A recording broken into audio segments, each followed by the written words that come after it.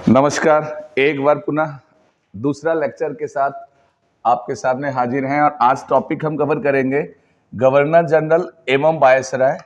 इसके बैकड्रॉप में जाएंगे तो हम पीछे से जाएंगे, इलाहाबाद के संधि जो है यहाँ से चीज़ों को हम पिक करेंगे और फिर द्वैत शासन का प्रारंभ जो होता है बंगाल में, इलाहाबाद की संधि, और फिर आपका द्वैत शासन का बंगाल में प्रारंभ।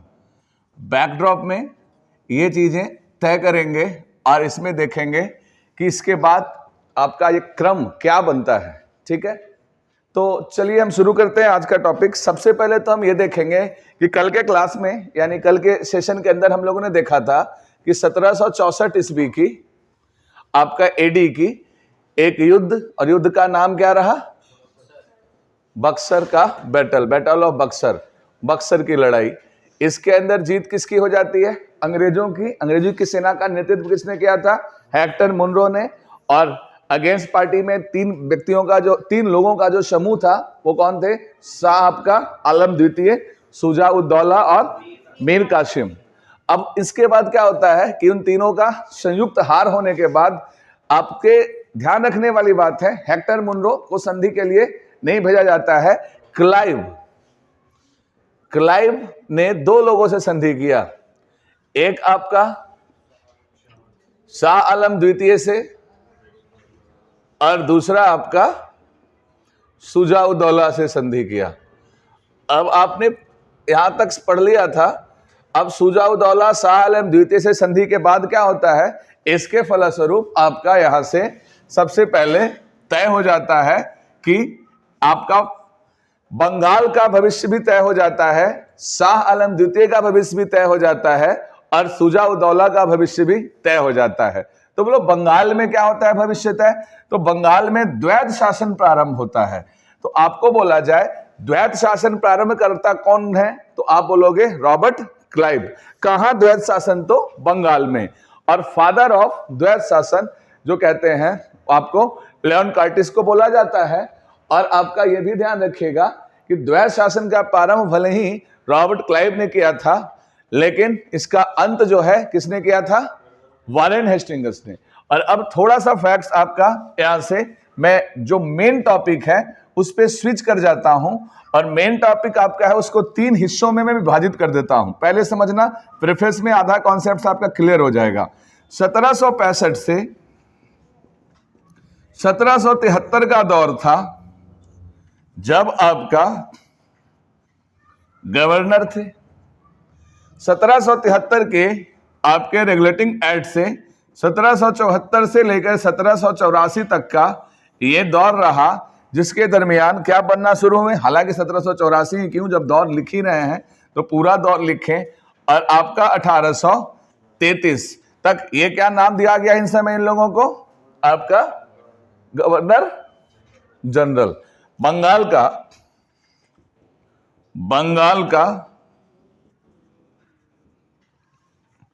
गवर्नर जनरल थे। और आपका बंगाल का गवर्नर के बाद 1833 से ही 1857 तक क्या रहे? भारत के गवर्नर जनरल बोला जाने लगा। और जनरल शब्द यहां लगता भी नहीं था, ये गवर्नर थे, फिर यहाँ आपका बंगाल के गवर्नर जनरल को ही भारत का गवर्नर जनरल कहा जाने लग गया 1833 से 1857। 1857 की क्रांति के बाद 1858 से लेकर के और अप टू 1947 तक क्या बोला गया इनको? वायसराय बोला गया। और आप देखेंगे 1947 के आजादी के बाद कुछ समय तक चक्रवर्ती राजगोपालाचारी गवर्नर रहे, माउंटबेटन आखिरी वायसराय रहे, फिर वापस फिर से क्या रहा? गवर्नर जनरल कुछ समय तक, वेरी अल्प अवधि के लिए, और फिर यह पद आपका खत्म हो गया। समझ गए? तो एक बेसिक क्रोनोलॉजी आप पकड़िए। सबसे पहले बेसिक क्रोनोलॉजी ये है, ये एक बदलाव का बिंदु है। यहां क्या होता है? द्वैत शासन प्रारंभ, यह है द्वैत शासन प्रारंभ। यहां आपका द्वैत शासन की समाप्ति किससे हुआ? 1773 का रेगुलेटिंग एक्ट। यहां हुआ आपका क्या? दो देखेंगे आपका इधर सॉरी माफी चाहूंगा, यहां तक बंगाल का गवर्नर, और यहां क्या बनते हैं आपका फिर से भारत के गवर्नर जनरल। और देखोगे नाम से आपको लेके चलें, यहां रहते हैं रॉबर्ट क्लाइव पहला मेंबर। यहां बनने वाले पहला मेंबर कौन है? Warren Hastings. यहां बनने वाले पहला मेंबर कौन है? William Bentinck. और यहां आपका कैनिंग थे। कौन थे विद्रोह से पहले? कैनिंग। कल को एग्जाम का क्वेश्चन था, उसमें थोड़ा सा कंफ्यूजन जो हो रहा था आप लोगों को। विद्रोह से पहले भी कैनिंग, विद्रोह के ड्यूरेशन में कैनिंग, कैनिंग के समय विद्रोह हुआ। और यहां पे वायसराय भी कौन बनते हैं? कैनिंग बनते हैं। प्रश्न हो आखिरी भारत के गवर्नर जनरल कैनिंग किया जाएगा। भारत का आखिरी गवर्नर जनरल कौन है? कैनिंग। आपका भारत का प्रथम वायसराय कौन है? कैनिंग। और भारत का अंतिम गवर्नर जनरल कौन है? अंतिम वायसराय सॉरी कौन है आपका? आपका माउंटबेटन। माउंटबेटन आपको ध्यान रखना है। अब हम इतना मान के रखें कि आपको याद हो गया। कैसे? तो ये एक ऑर्डर है, महत्वपूर्ण सेगमेंट्स आपका सेट कर दिया। अगर ये ध्यान है तो अब इससे आगे बढ़े और एक एक करके उसके दरमियान, उनके शासनकाल के दरमियान जो कार्य हुआ है उस पे हम पकड़ बनाए। कुछ नाम मैं पहले तय कर लूं। अभी हमने क्या देखा? अभी हम पढ़ने जा रहे हैं मूल रूप से 1773 से लेकर के 1800। ये कितने साल है अपने पास? लगभग 60 साल। 60 सालों का एक बार हिस्ट्री हम रिकलेक्ट करेंगे। तो आप देखेंगे रेगुलेटिंग एक्ट के तत्पश्चात आपका सबसे पहला गवर्नर जनरल कौन आया? तो देखेंगे 1774 से कब तक रहा? 1784 में गया। 85 तक का कार्यकाल कहीं कहीं मेंशन किया रहता है, 85 लास्ट हो गया।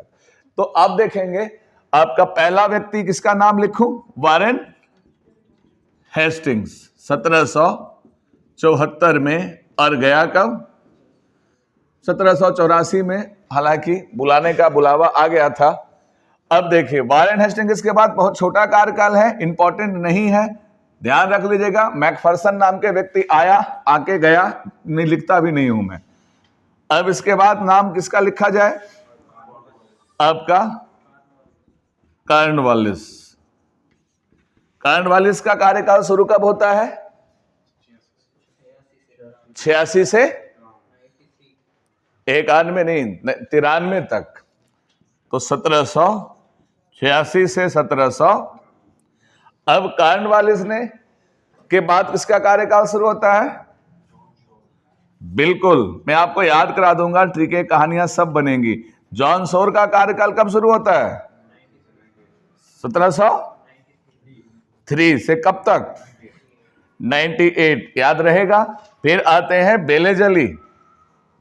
बेलेजली का कार्यकाल कब है? 1798, आ जाना। और कब तक? 1805। फिर 1805 में कौन आते हैं? मिंटो। हाँ देखो सिपाही विद्रोह, हाँ जॉर्ज बार्लो, हाँ सर जॉन बार्लो। अब ये किसका दौर है? 1805 से लेके कब तक? आपका 2 ही छोटा कार्यकाल था। अब आगे बढ़ेंगे इसके बाद तो कौन आएंगे आपके? Minto first. ये छोटा कार्यकाल है, छोटा कार्यकाल वाले को मैं अंडरलाइन कर देता हूं, इससे ज्यादा प्रश्न बनता नहीं है। लिख दिया है तो बता दूंगा इसके समय का। Minto first. मिंटो फर्स्ट कब? इनके बीच में 1909। देखो मिंटो सेकंड के टाइम में क्या आएगा? मार्ले मिंटो सुधार 1909। तो 100 साल पहले कौन था? मार्ले मिंटो के समय, याद कर लीजिए अभी से। मार्ले मिंटो के समय मिंटो सेकंड 1909। तो 1809 में कौन? Minto first. अब 1809 कवर करने के लिए कहां जोर करना पड़ेगा अपने को? 1807 से कब तक? 13। क्योंकि 13 से 23 एक बहुत अच्छा कार्यकाल है। किसका कार्यकाल है? आपका वारेन हेस्टिंगस जैसा मिलता जुलता नाम है, लॉर्ड हेस्टिंगस बोलते हैं। लॉर्ड तो क्या लिखा जाए इन सब के नाम के आगे? तो एल लिख दो, एल हेस्टिंग्स। और ये 13 से 23। अब आप देखिए लॉर्ड हेस्टिंग का बड़ा कार्यकाल है, ठीक है, कितना बड़ा कार्यकाल है, 13 से 23। 23 में कौन आया वापिस, 2 बार, एक आएगा एमहर्स्ट और एमहर्स्ट के बाद विलियम बेंटिक, और यहीं तक एक लॉट में देखना है, एमहर्स्ट और आपका कब तक, तो आपका 1800 कितने साल तक रहा है, 28। क्योंकि भैया ध्यान रखेंगे ना, सती प्रथा का अंत वगैरह किसको करना है आकर के, विलियम बेंटिक, यहां तक दिख रहा है, विजिबल है, तो ये आपका यहीं तक एक बार के लिए विलियम बेंटिक। सब पढ़ेंगे इकट्ठे, याद होगा और आपको जरूर याद होगा। 1833 में विलियम बेंटिक का रोल बदल जाता है और क्या हो जाता है बाद में, 33 से 35 तक वो बन जाते हैं भारत के प्रथम गवर्नर जनरल। अब बोलो कितना तो आपने लिख दिया, आपको याद होगा, हमको कैसे याद होगा, आपको सब कुछ याद नहीं करना है, सब कुछ याद किया भी नहीं जा सकता है। देखिए पकड़िए, ये तो अगर आपको याद नहीं है तो इतिहास पढ़ने का आपको हक भी नहीं है, अभी याद करिए। 1773 का क्या है ये, रेगुलेटिंग एक्ट, तो फॉर्मूला है 1773 के रेगुलेटिंग एक्ट से कौन आया, तो द्वैत शासन की समाप्ति किसके तहत किया गया, 1773 का रेगुलेटिंग एक्ट। और 1773 के रेगुलेटिंग एक्ट से वारेन हेस्टिंग्स ने द्वैत शासन की समाप्ति की, बंगाल में द्वैत शासन की समाप्ति कब किया, 1774 है ना। 1774 से 84 हालांकि होता है, 84 में बंदे को महाभियोग लगा करके बुलाया जाता है, बल्कि महाभियोग से बाद में मुक्त कर दिया जाता है, क्योंकि उसने पीट्स इंडिया एक्ट का मुखालफत किया था, खिलाफ किया था, इस वजह से ये काम होता है, याद रख लीजिएगा यहां तक। अब आपको कॉर्नवालिस जब भी मैं बोलूं तो आपके दिमाग में आना चाहिए स्थायी बंदोबस्त। अब व्यक्ति को पकड़िए, वारेन हेस्टिंग्स एक ऐसा व्यक्ति है जो ओरिएंटलिस्ट व्यक्ति है। वारेन हेस्टिंग्स एक ऐसा व्यक्ति है जो कलकत्ता के कासिम बाजार में क्लर्क रहता है और वहां से सफर तय करता है, कहां तक का, तो आपका गवर्नर तक का सफर तय करता है। डाउन टू अर्थ, बहुत जमीनी से जुड़ा हुआ व्यक्ति है, तो वो हमेशा प्रोग्रेस कहां ढूंढेगा, बेसिक पे, और ओरिएंटलिस्ट बोलते हैं।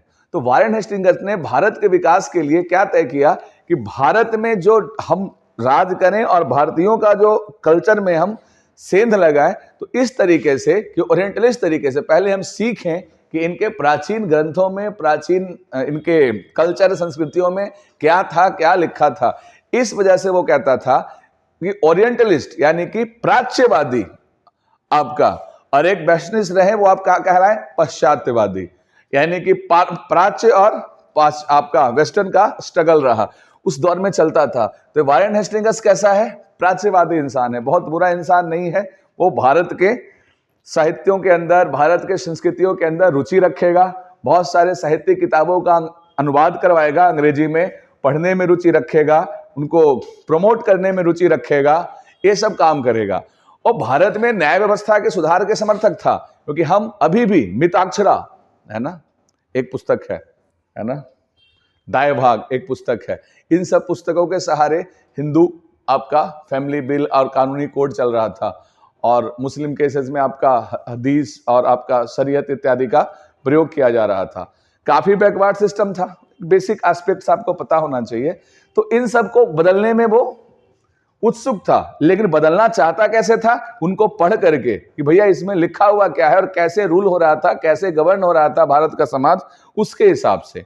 तो आप पढ़ेंगे 1773 के रेगुलेटिंग एक्ट के तहत क्या आता है भारत में, सबसे पहले सुप्रीम कोर्ट का स्थापना हो जाता है। कहां होता है सुप्रीम कोर्ट का स्थापना, कलकत्ता के अंदर।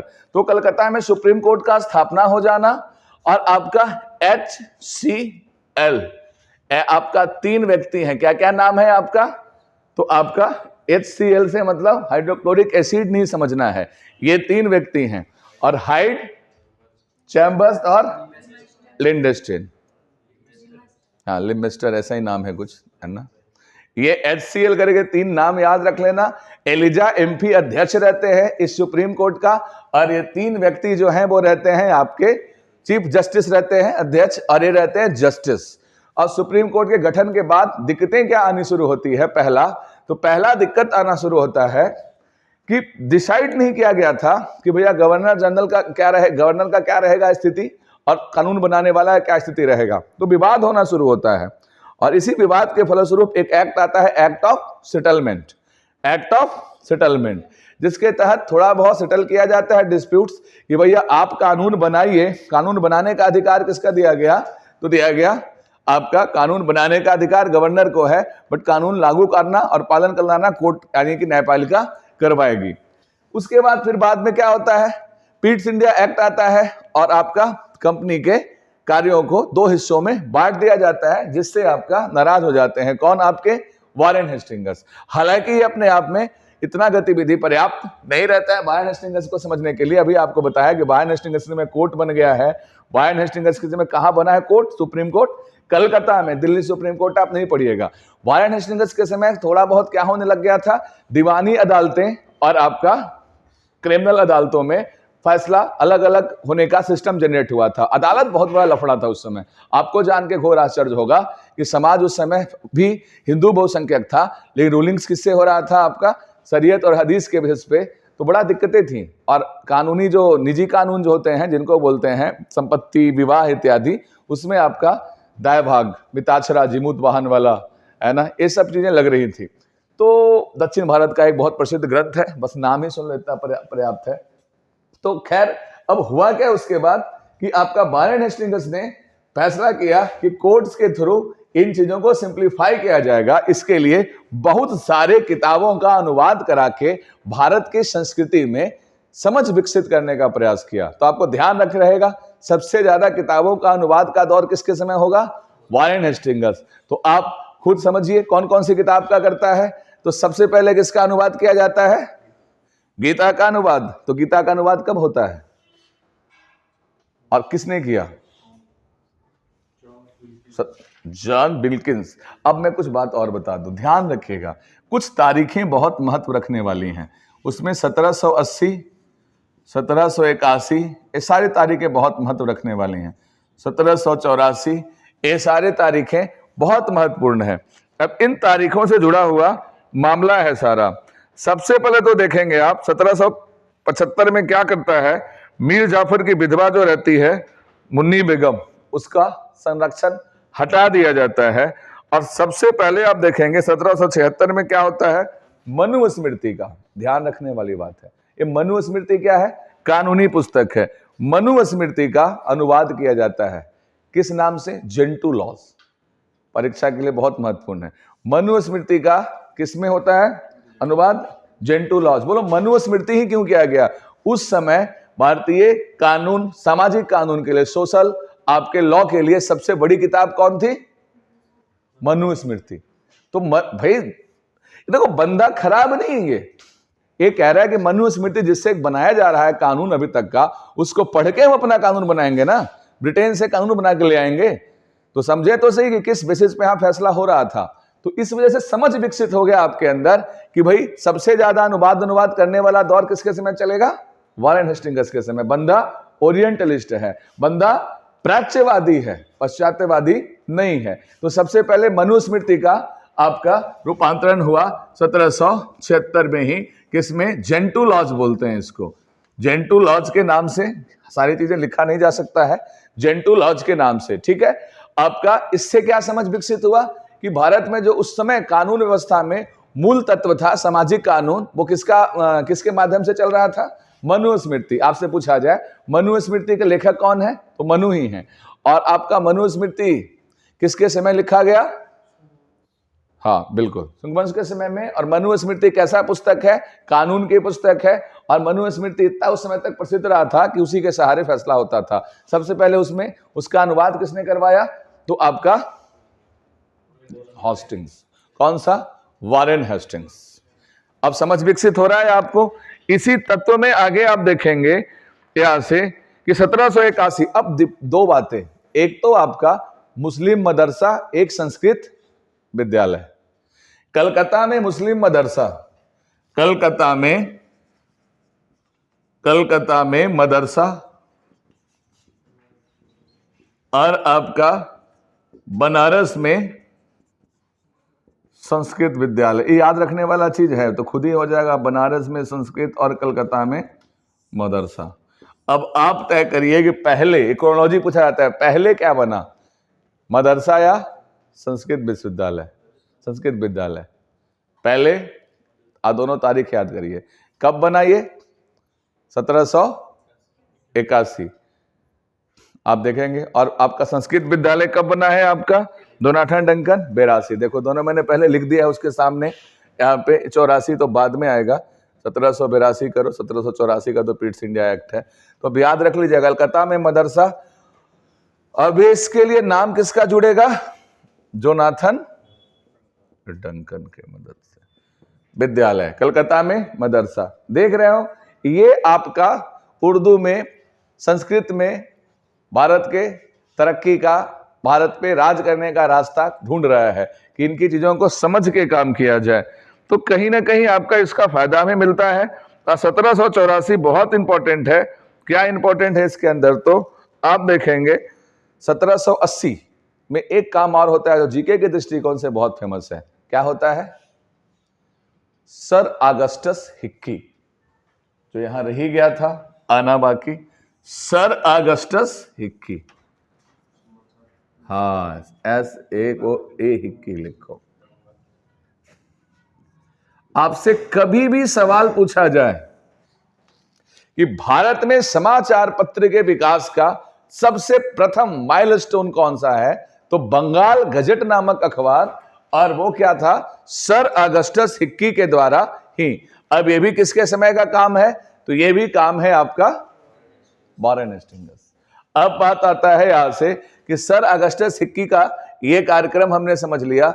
उसके बाद क्या आता है देखोगे तो एक और बहुत महत्वपूर्ण काम होता है 1784 में। विलियम जोन्स ने, किस बंदे ने? विलियम जोन्स क्या करता है? एशियाटिक सोसाइटी की स्थापना। एशियाटिक सोसाइटी की स्थापना किसने किया? William Jones. तो विलियम जोन्स ने, सर तो सबके नाम के आगे लगाया जाता था, तो विलियम जोन्स नाम बोलिएगा। विलियम जोन्स ने 1784 में एशियाटिक सोसाइटी की स्थापना की। अब मुद्दा आता है, देखिएगा कि भैया अनुवाद वाले हिस्से में वापस जाएं, तो गीता का अनुवाद किसने करवाया? वॉरेन हेस्टिंग्स के टाइम में। और किसने किया? William Wilkins. विलियम जोन्स से रिलेट मत कर देना, इसलिए विलियम याद ही मत करो। क्या याद करो? जोन्स।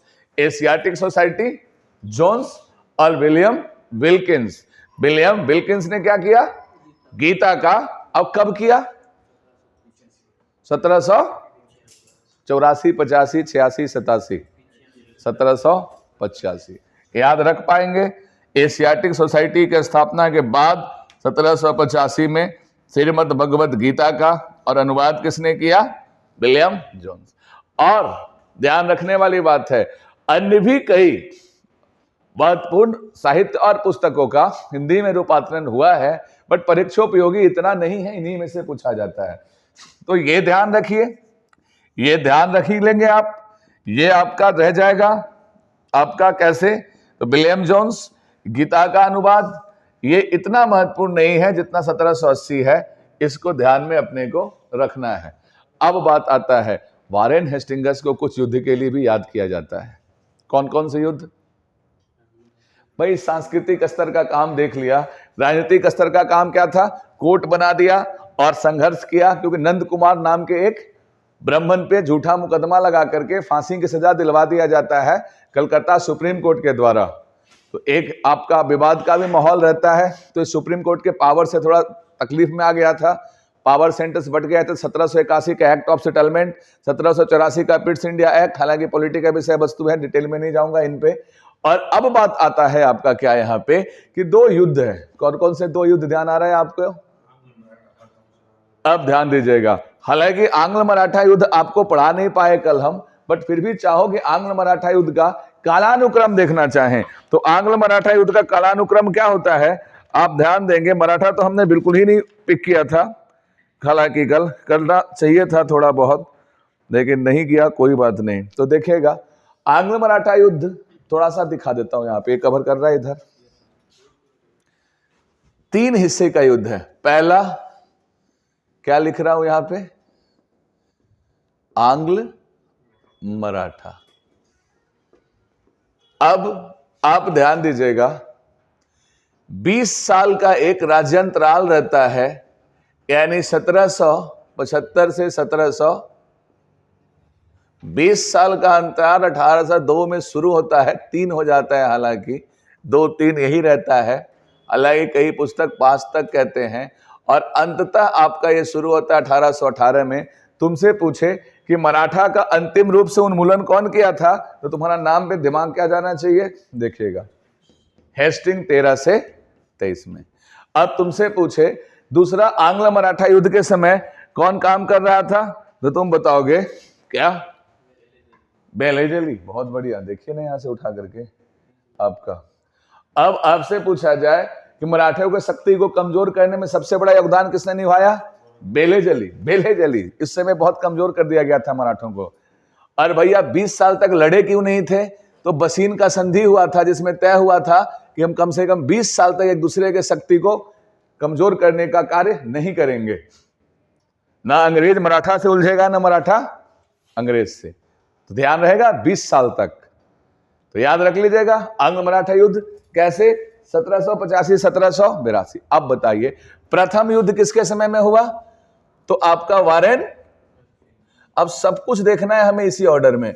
दूसरा किसके समय में हुआ है भैया, तो आपका वेलेस्ली। और तीसरा किसके समय में हुआ है, तो आपका, देखिए उधर वारेन हेस्टिंग्स है और इधर कौन सा है, एल हेस्टिंग, लॉर्ड हेस्टिंग। तो क्या बोलें, तो चलो यही कहने देते हैं।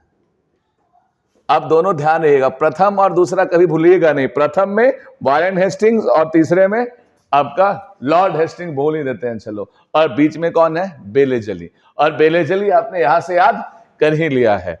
और एक आपने कल के क्लास में क्या पढ़ा था, आपका मैसूर, आंग्ल मैसूर भी कल के क्लास में आपने पढ़ा था ना। तो आंग्ल मैसूर के अंदर क्या क्या पढ़ा था, कि प्रथम आंग्ल मैसूर युद्ध कब हुआ था, 1700, नहीं तो दूसरा वाला था 1780 से, ये सेकेंड वाला था। फर्स्ट वाला बताओ, फर्स्ट वाला कब था, हाँ 67-69 लिखते हैं।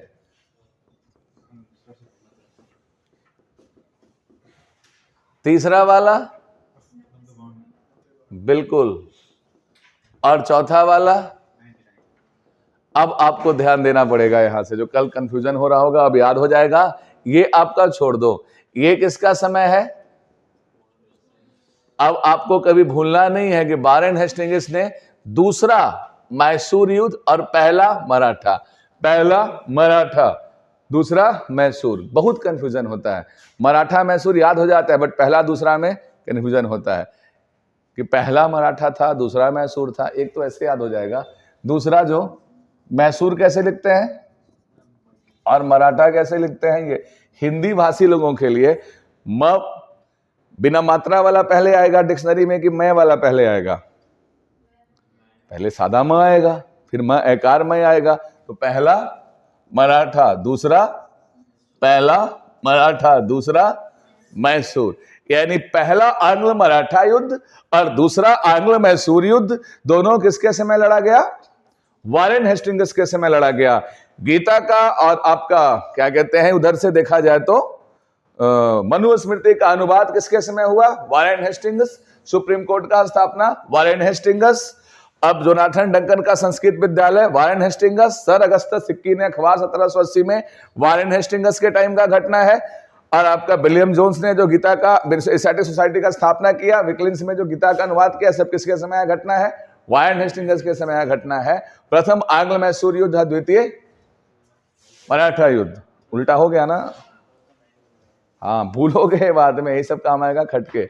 मराठा सादा है, डिक्शनरी में पहले आएगा, यानी पहला आंग्ल मराठा युद्ध और दूसरा आंग्ल मैसूर युद्ध किसके समय का है। कितना अच्छा बात है, याद हो गया तुमको। वारेन हेस्टिंग्स निपटा दे, मिटा दे, पेंसिल चला दे इस पे, खत्म।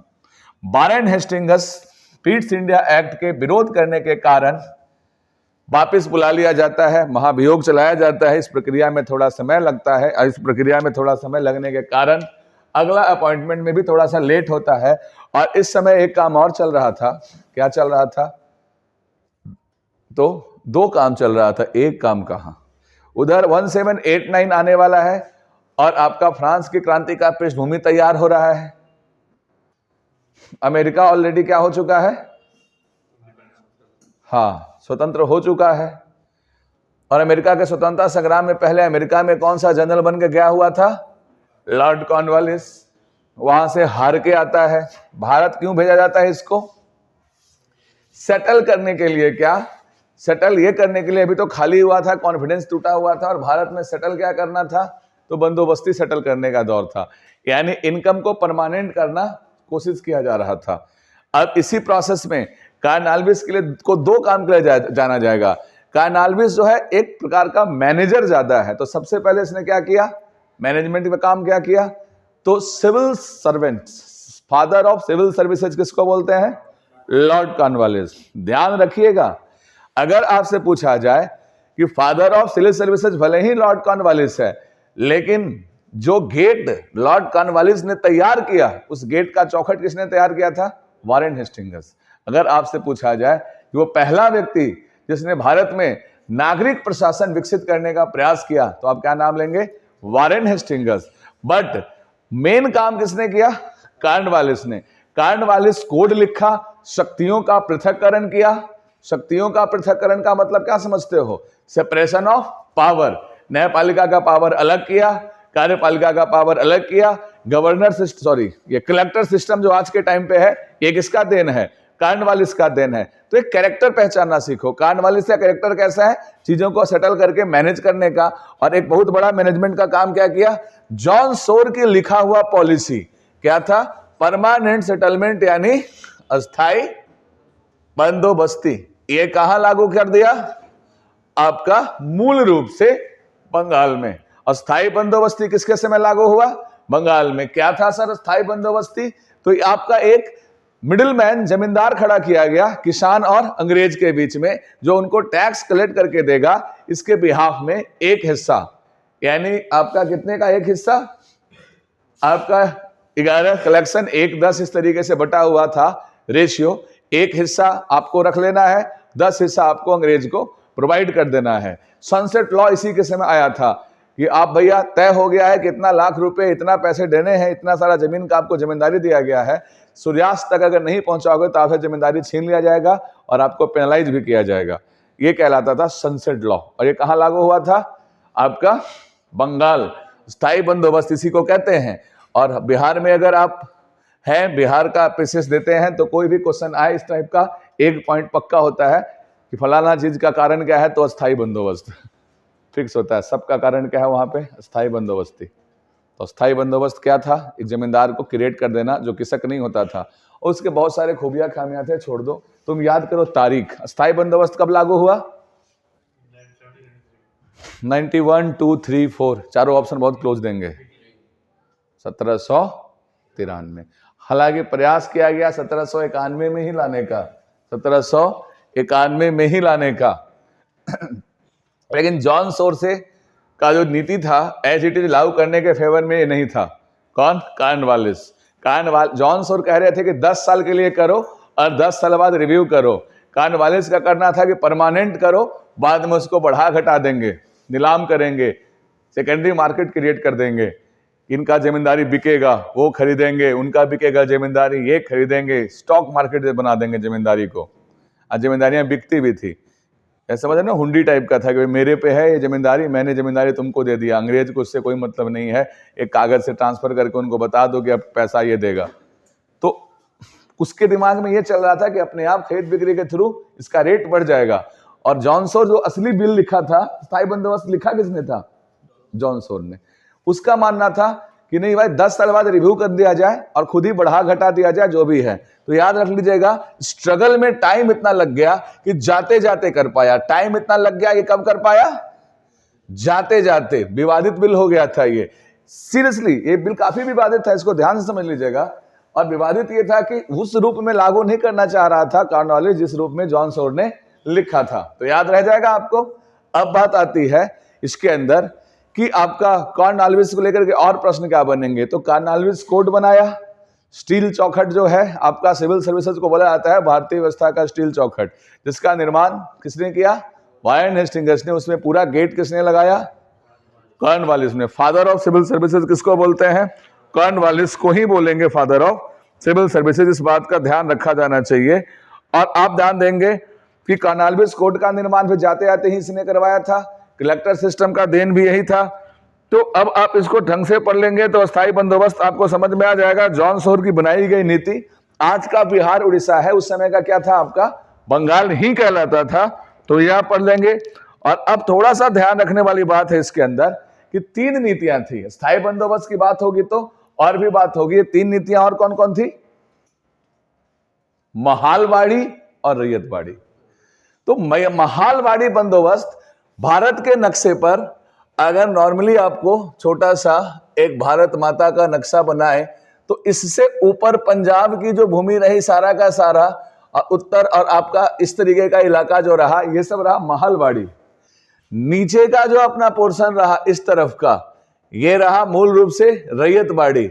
और ये हिस्सा जो रहा कोने वाला यहाँ पे, ये रहा आपका स्थायी बंदोबस्त। 3 प्रकार की बंदोबस्ती रही, स्थायी बंदोबस्ती, महालवाड़ी बंदोबस्ती और रैयतवाड़ी बंदोबस्ती। बेसिक कंसेप्ट बनाइए। महालवाड़ी मतलब, महाल मतलब क्या होता है, गांव। जब पूरा गांव मिलकर के ये तय करे कि किसको कितना टैक्स देना है, पूरा गांव मिलकर डिसाइड करके अंग्रेज से डील करे, तो इसको कहा गया महालवाड़ी। अगर सीधे किसान ही तय करे तो ये कहा रैयतवाड़ी। और आपका बीच में आपका मिडिल मैन करे डील, तो उसको जमींदार बोला गया। जमींदारी बंदोबस्त या स्थायी बंदोबस्त। सबसे ज्यादा जमीन पे कौन सा बंदोबस्ती चल रहा था, रैयतवाड़ी बंदोबस्त। सबसे ज्यादा जमीन पे भारत में चल रहा था रैयतवाड़ी बंदोबस्त। पूरा इस हिस्से में क्या था, खास करके इस हिस्से में पूरा रैयतवाड़ी बंदोबस्त। इस हिस्से में क्या था, 19 कुछ %, 20% से थोड़ा सा कम हिस्से में क्या था, मात्र अस्थायी बंदोबस्त। 20% से कम हिस्से में स्थायी बंदोबस्त, लगभग 50% हिस्से में क्या था आपका रैयतवाड़ी, और 30% हिस्से में था महालवाड़ी बंदोबस्त। अब बात यह आता है कि जिस तरीके से जॉन सोर ने यह नीति लिखी, उस तरीके से आपका महालवाड़ी और आपका रैयतवाड़ी नीति किसने लिखी। तो रैयतवाड़ी नीति के साथ किसको याद किया जाता है, कैप्टन रीड, कर्नल रीड। और एक और नाम आएगा कर्नल रीड के साथ साथ, नहीं इसमें नहीं, बर्ड एंड मैकेंजी नहीं, इसमें एक और नाम आता है मुनरो। कौन, हेक्टर मुनरो जो लड़ाई हुआ था वो वाला नहीं, ये एक अलग। उस समय एक और व्यक्ति है आपका। मूल रूप से लिखने में योगदान किसका रहा, कर्नल रीड का। हाँ, टॉमस मुनरो आता है नाम ना, हाँ, टॉमस मुनरो और रीड। ध्यान रखिएगा। अब सबसे ज्यादा क्या किसमें होता है, जो काम सबसे ज्यादा क्षेत्र में किया जाएगा उसमें पढ़ने लिखने का जरूरत है, उसको रीड करना पड़ेगा ना एक बार। तो रीड किया किसने, कर्नल रीड ने और टॉमस मुनरो ने मिलके। और रीड किया तो पता चला कि ज्यादा अच्छा कौन है, रैयतवाड़ी बंदोबस्त। और भारत के अधिकांश हिस्से मूल रूप से दक्षिण भारत कंप्लीट में क्या लगाया गया आपका, तो आपका रैयतवाड़ी बंदोबस्त। बात आता है रैयतवाड़ी बंदोबस्त अप्लाई कब किया गया। तो रैयतवाड़ी बंदोबस्त और आपका महालवाड़ी बंदोबस्त लगभग दोनों एक ही टाइम हुआ था, 20 और 22। याद रखिएगा, ऑर्डर पूछते हैं। 1793 अस्थायी बंदोबस्त, 1820 और 1822। ये है 1822। 1793 परमानेंट सेटलमेंट, अस्थायी बंदोबस्त। और आपका 1820 में क्या है आपका, ये हो गया आपका रैयतवाड़ी। और 1822 के अंदर क्या है, महालवाड़ी। ये आपका उत्तरी भारत पंजाब के हिस्से में, ये आपका दक्षिण भारत आपका मद्रास के हिस्से में, ये आपका पूर्वी भारत और पूरा बंगाल के हिस्से में। ये 19% कुछ हिस्सों पर, ये 51% कुछ हिस्सों पर, और ये रहा आपका 30% कुछ हिस्सों पर। ये रहा आपका जॉन सोर का बनाया गया नीति। ये रहा आपका बता ही दिया, रैयतवाड़ी पढ़ना पड़ेगा। और महालवाड़ी मतलब पंजाब वाले इलाका में है, मैकेंजी एवं बर्ड। बर्ड मतलब चिड़िया और पंजाब चिड़िया वाला देश राज्य 1900 नहीं नहीं नहीं रॉन्ग है, करेक्ट कर लो। 1800 रेतवाड़ी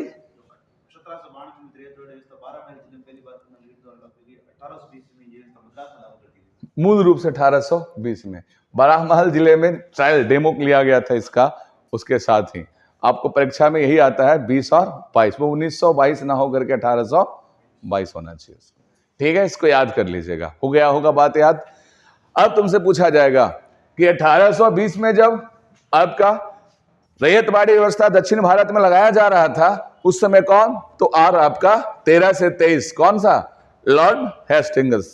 13 से 23 कौन, लॉर्ड हेस्टिंग्स। अंतिम रूप से मराठे को कौन निपटाया, सबसे पहले शुरू किया वारेन हेस्टिंग्स और खत्म किया कहानी लॉर्ड हेस्टिंग्स। कब, 1818। कब, 1818। तो 1820 के समय लॉर्ड हेस्टिंग्स और 1822 दोनों रैयतवाड़ी और महालवाड़ी के समय कौन, लॉर्ड हेस्टिंग्स। और आपका स्थायी बंदोबस्त के समय कौन, कॉर्नवालिस। तो इतना सा बात आप याद रख लेंगे। लॉर्ड कॉर्नवालिस से लड़ाई किसका था, जॉन सोर का। ऐसे लड़ाई फटाफटी नहीं था नॉर्मली। तो कॉर्नवालिस के बाद कौन आएगा, सोर। अब बोलो कैसे, कारण देखो, अब स्थायी बंदोबस्त के बाद यहां से समाप्ति करता हूं। सोर को बहुत ज्यादा हमें तवज्जो नहीं देना है। सोर ने शोर नहीं मचाया। नॉन इंटरवेंशन पॉलिसी, अहस्तक्षेप की नीति। जब हस्तक्षेप नहीं करें किसी में तो क्या होगा, शोर शराबा नहीं होगा। बस बात खत्म कि शोर ने कोई शोर नहीं बचाया। नॉन इंटरवेंशन पॉलिसी चलाया और किसी भी प्रिंसलीज राजाओं के हिस्से का कोई भाग में कोई हस्तक्षेप नहीं किया। इसका एक बहुत बड़ा कारण था। इसका कारण था कि फ्रांस में एक बहुत बड़ा आंदोलन के दौर से गुजर रहा था दुनिया। 1789 1789 1790 इस समय क्या हो चुका था, फ्रेंच रिवॉल्यूशन घटित हो चुका था। फ्रांस उसका मेन शत्रु था, बहुत बड़ा बदलाव के दौर से गुजर रहा था। तो देखा यह गया कि अगर अभी थोड़ा सा हमको इंटरवीन करेंगे तो हो सकता है फ्रांस वाला हालात कोई भारत में हो और बहुत जल्दी हमको यहाँ से निकलना पड़े। तो जब लड़ाई झगड़ा मोहल्ले के पड़ोस में हो रहा होता है तो अपने घर में 2 मिनट के लिए लड़ाई एक बार रोक देते हैं। तो वही हुआ था। हस्तक्षेप की नीति कब, फ्रेंच रिवॉल्यूशन के पैरेलल चल रहा है। लेकिन बाद में नेपोलियन बोनापार्ट तैयार हो जाता है, नेपोलियन बोनापार्ट।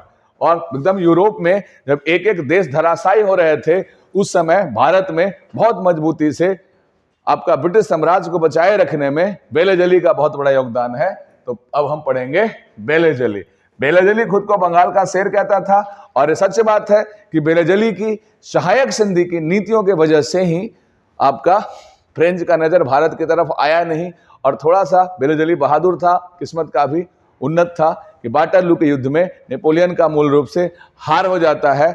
और उसके बाद नेपोलियन प्लान कर चुका था एशिया की तरफ कूच करने का, लेकिन पहले वो रशिया की तरफ निकल जाता है। इसके चक्कर में थोड़ा सा घबरा जाता है, घबरा गया जाता है, नहीं तो फिर हम फ्रेंच के गुलाम होते। ये स्थितियां जरूर रहती, लेकिन बेलेजली ने बहुत हद तक बचाया। तो कैसे बचाया, तो पहली चीज याद रखिए, रिंग ऑफ फेंस की नीति किसने चलाया, रिंग ऑफ फेंस, सुरक्षा प्रकोष्ठ बोलते हैं उसको। सुरक्षा प्रकोष्ठ की नीति किसने चलाया, हाँ, वारेन हेस्टिंग्स। ये है आपका सुरक्षा प्रकोष्ठ की नीति, सुरक्षा घेरा, रिंग ऑफ फेंस। इसके बाद एक नीति क्या आया, SA बोलते हैं, सब ऑर्डिनेट अलायंस, सहायक संधि। ये क्या है, सब ऑर्डिनेट अलायंस, सहायक संधि।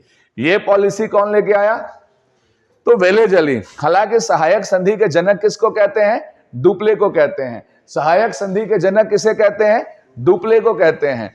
परंतु आपका सहायक संधि को मूल रूप से लागू करने वाला जो वायसराय है वो बेलेजली है। तो आपसे पूछा जाए सहायक संधि भारत में पॉलिसीज कौन लेके आया, कौन से ब्रिटिश, तो आपका कहना होगा बेलेजली की सहायक संधि। अगर आपसे सवाल पूछे सहायक संधि बेलेजली ने लाया क्यों, तो भारतीय राजाओं को आपका एक तरीके से पंगु बनाने के लिए, और नेपोलियन का अगर भारत में आक्रमण हो तो सारी शक्ति, अपने क्षेत्र का शक्ति, सैनिक शक्ति अपने हाथ में लेने के लिए। बोलो सहायक संधि होता क्या था? राजा को कहते थे मेरा एक रेजिडेंट आपके घर में रहेगा, सैनिक मेरा रहेगा, खर्चा आपका रहेगा, और आप अपना सैन्य मामला सारा मेरे को दे दो, मजबूत सेना तैयार करके देंगे। तो भैया ब्रिटिशर्स को एक बहुत बड़ा सेना मिल जाएगा भारतीयों के खर्चे पे, तो भैया उनका काम तो अंतिम में जो भारतीयों से लड़ना होगा तो उन्हीं का साथ देगा ना। तो एक तरीके से पॉलिसी था कि आपका भारतीय राजाओं को पंगु बना दिया जाए। सहायक संधि का आपको कॉन्सेप्ट समझ में आ गया? सहायक संधि किसने चलाया समझ में आ गया? बेलेजली खुद को बंगाल का शेर बोलता था, ध्यान रखिएगा। अब सहायक संधि का क्रम आपको पूछा जाता है। बेलेजली की सहायक संधि पे सिग्नेचर करने वाला पहला कौन सा राज्य है? हैदराबाद। परंतु सहायक संधि पे साइन करने वाला पहला राज्य कौन सा है? अवध। वो तो आपका 1765 ईस्वी में ही सहायक संधि रॉबर्ट क्लाइव के समय में ही साइन कर लिया था। परंतु सहायक संधि का निर्माता हम किसको बोलेंगे? किसको? डुप्ले को। फ्रांसीसी governor Dupleix is the forefather of subordinate alliance. आ रहा है बात समझ में? तो अब बात होता है यहां से, देखिएगा मूल रूप से क्या, तो आपका बेलेजली खुद को बंगाल का शेर कहता है। थोड़े ऑर्डर्स भी पढ़ लीजिएगा आप, कई बार आपको कालानुक्रम व्यवस्थित करने के लिए पूछ सकते हैं। तो आपका हैदराबाद, मैसूर, तंजावुर, इस तरीके से दक्षिण भारतीय राज्यों को पहले प्राथमिकता दिया। इसका कारण था, उसको पता था फ्रांसीसी आएंगे किस रास्ते से, तो अब पूरा फोकस ही उसका था कि फ्रांसीसियों से लड़ने के लिए पहले इधर अपना सुरक्षा प्रकोष्ठ बना लो। और इसी वजह से देखोगे हैदराबाद, मैसूर, तंजावुर, इन सब इलाका में सहायक संधि पहले होता है। उसके बाद 18वीं सदी खत्म होने के बाद 19वीं सदी का पहला वर्ष का होगा 1801। यही आया था किसी परीक्षा में हाल ही फिलहाल में क्वेश्चन कि अवध ने सहायक संधि कब साइन किया था? तो 1801 अवध ने सहायक संधि साइन किया था 1801। समझ में आ गया? और उसके बाद में जाकर के पेशवा, ध्यान ही होगा 1802 में जो लड़ाई होगा, सहायक संधि साइन करने के बाद लड़ाई होता है, जो अंग्रेज थोड़ा सा परेशान करते हैं। उसके बाद आपका बाद में सहायक संधि का जम के दौर चला था राजस्थान में। एक एक करके राजा सारे थे वो उसमें सहायक संधि में लाइन लगा दिए थे राजस्थान के राजा कि पहले हमसे कर लो, पहले हमसे कर लो, लाइन में आओ। फिर बेलेजली ने बोला कि लाइन से आइए, लाइन से आइए आप लोग। अभी नहीं करा कि प्रोटेस्ट नहीं किए थे, लेकिन अंग्रेजों से प्रोटेस्ट करने का कोई मतलब उस समय बनता भी नहीं था। सहायक संधि साइन करिए, मजबूत सेना रखिए अपने घर में, और फ्री होकर के गीत, संगीत, नृत्य, सांस्कृतिक कार्यक्रमों का आनंद लीजिए। राजा जी की जय हो। आगे बढ़ जाते हैं। बोलो कि आगे कैसे बढ़ जाओगे? बेलेजली ने इतना अच्छा काम किया कलकत्ता में, उसको नहीं पढ़ाओगे? क्या किया भाई कलकत्ता में? अरे कॉलेज, कौन सा कॉलेज? हाँ, फोर्ट विलियम कॉलेज। किस काम के लिए? सिविल सर्विसेज का ट्रेनिंग कॉलेज था वो। कलकत्ता के फोर्ट विलियम में कॉलेज सिविल सर्विसेज के ट्रेनिंग के लिए। तो सिविल सर्विस का कहानी समझिए। सिविल सर्विस का प्रारंभ जनक किसको कहते हैं? कॉर्नवालिस। सिविल सर्विस का खेला शुरू किया वॉरेन हेस्टिंग्स। उसके बाद क्या आया?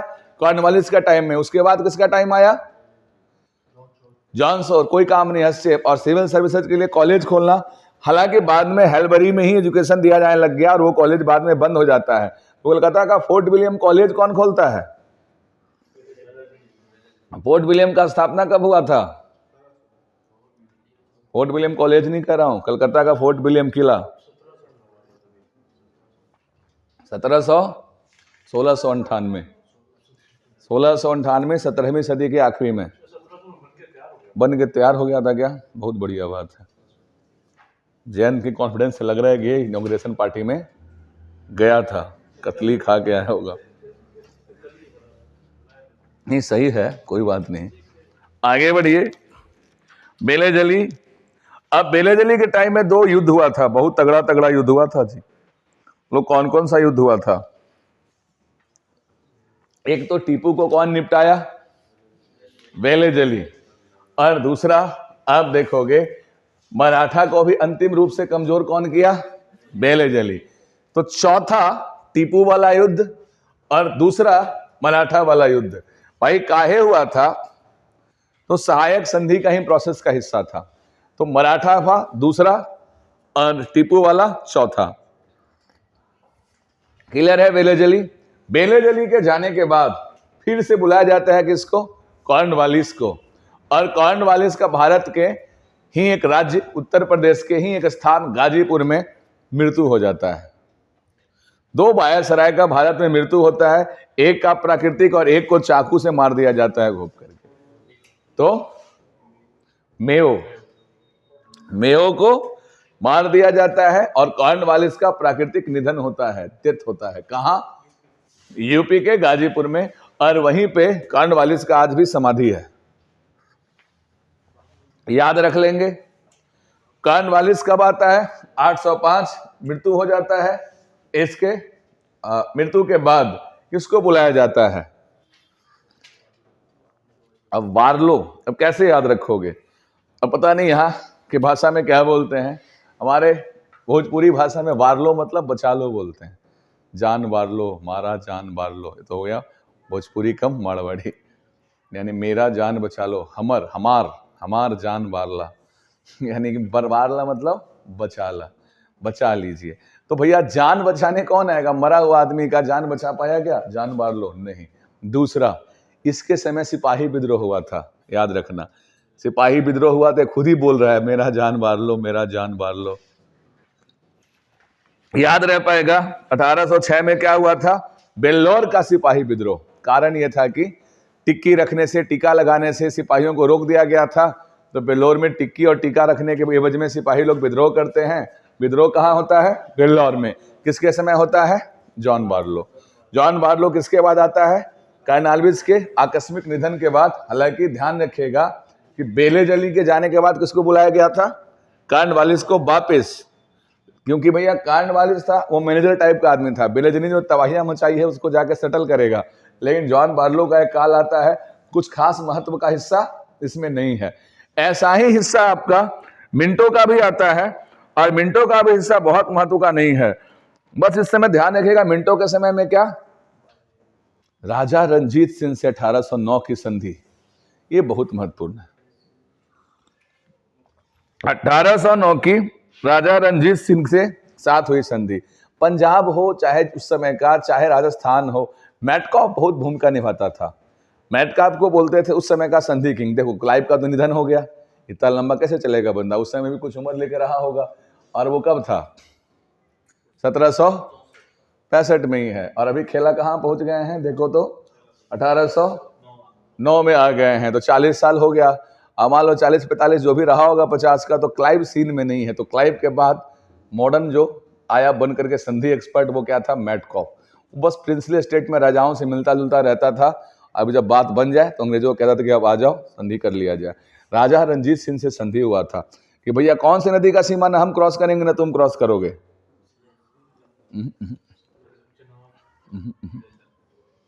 हाँ, सीमा जो होगा सतलज नदी का, सतलज की सीमा ना हम इधर आएंगे सतलज क्रॉस करके, ना तुम सतलज क्रॉस करके उधर जाओगे। और जब तक रंजीत सिंह जिंदा रहे, अंग्रेज चाह करके भी सतलज क्रॉस नहीं कर पाया। उन्होंने बड़ा अच्छा आर्मी प्रिपेयर किया हुआ था और वचन भी दिया हुआ था। 1809 में संधि होता है। रंजीत सिंह का मृत्यु कब होगा? 1839। बहुत शानदार। तो आप याद रख लिए, इनका कोई ज्यादा रोल नहीं है, इनका ज्यादा कोई मोल नहीं है, निपटा दिया। मिंटो के समय में एक संधि होता है 1809 में। मिंटो के समय में क्या आता है भैया? 1773 का रेगुलेटिंग एक्ट। फिर 1773 के बाद कब आया? 1793 भी बीच में आएगा ना एक बार। 1793 में वो किसके समय आया? स्थायी बंदोबस्त कॉर्नवालिस। 1813 किसके समय में आया? Minto first. मिंटो सेकंड के टाइम में क्या आता है? Morley Minto. यकीन मानिए अगर सारा वायसराय का कालानुक्रम में आप याद कर लिए ना, आपको पता ही नहीं चलेगा कि कितना आसान हो जाएगा हिस्ट्री।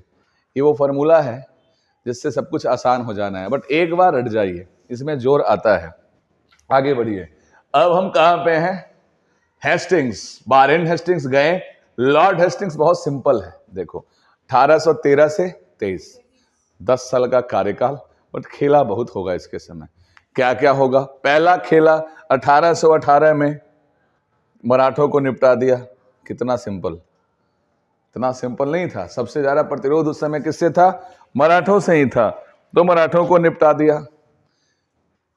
उससे पहले क्या होता है तो आप देखेंगे इसी समय नेपाल से युद्ध होता है। और आपको याद होगा हम पढ़ा कुछ और रहे थे, लेकिन विषय प्रसंग बस आ गया था, सुगौली की संधि आया था ना। नेपाल से युद्ध होता है और उसके बाद क्या होता है, सुगौली की संधि। 1816 ईस्वी में सुगौली की संधि होता है। सुगौली जगह कहाँ है, बिहार के चंपारण, पश्चिमी चंपारण जिला में। किससे संधि होता है, भारत और नेपाल। नेपाल से कुछ तराई इलाके और कुछ हिल स्टेशंस ले लिया जाता है और लॉर्ड हेस्टिंग्स और कहते हैं कि भैया हम तुम पे कभी आक्रमण नहीं करेंगे, तुम जाओ जी लो अपना जिंदगी। तो साहब जी बोल करके नेपाल वाले भाई लोग निकल लेते हैं, ओ साहब जी जा रहा हूं साहब जी, और दोबारा कभी इंग्लैंड से कोई लड़ाई नहीं होता है। इंग्लैंड कह दिया हमने, नेपाल से इंग्लैंड की कोई लड़ाई, हम बोले भाई ब्रिटिशर्स बोलो। तो क्लियर है बात यहां तक। तो पहला चीज आपने क्या याद रखा इनके समय पे, सुगौली की संधि, नेपाल से युद्ध हुआ, संधि हुआ। सुगौली की संधि के तुरंत बाद आपका अंतिम रूप से मराठों का पतन कर दिया जाता है। और मराठों के पतन के साथ ही आप ध्यान रखिएगा कि एक काम और होता है। क्या होता है, पिंडारियों का दमन। बट इतना महत्वपूर्ण नहीं है जितना महत्वपूर्ण है। भारतीय प्रेस पर सबसे पहले भारतीय प्रेस का प्रयास करने का स्टार्ट कराने वाला बंदा कौन, वारेन हेस्टिंग्स। भारतीय प्रेस पर अंकुश लगाने वाला पहला व्यक्ति कौन, वेलेजली। भारतीय प्रेस पर अंकुश लगाने वाला पहला व्यक्ति कौन, वेलेजली। और वेलेजली के अंकुश को थोड़ा सा रियायतों के साथ कंप्लीट करने वाला कौन, रियायत मतलब एक गाइडलाइन बना दिया, रियायत दिया गया कितने इस स्थिति में प्रतिबंध है, इस इसमें नहीं है। तो सबसे पहले यही एल हेस्टिंग्स। बोलेगे अच्छा, अब तुमको कभी पूछा जाए ना समाचार पत्रों का, तो ऐसे चला है पूरा सिस्टम। वेलेजली ने किया, फिर हेस्टिंग ने किया, फिर प्रतिबंध लगा, फिर मैटकॉफ ने कंप्लीट मुक्त किया, फिर उसके बाद लिट्टन ने किया, फिर बाद में रिपन ने खोला, फिर ऐसे करके 8-10 लिस्टें बनती है। बट उस तरीके से पढ़ेंगे तो फिर पूरी पीसेस की पढ़ाई हो जाएगी, समय ज़्यादा लग जाएगा। तो अभी तो जहाँ जहाँ प्रसंग बस आएगा मैं बता दूंगा। वेलेजली ने प्रथम बार प्रतिबंध लगाया और इसने प्रथम बार गाइडलाइन बनाया।